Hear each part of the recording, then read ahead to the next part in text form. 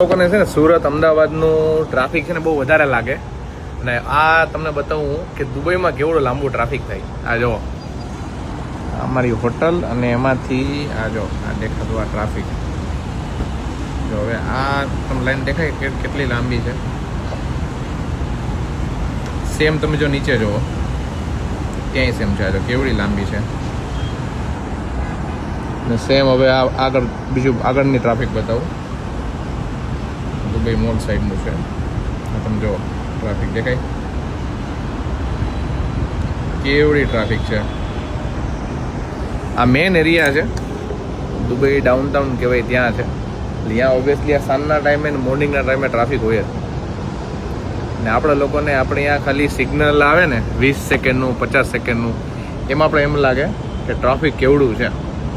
જો જોઈ કેવડું ટ્રાફિક છે.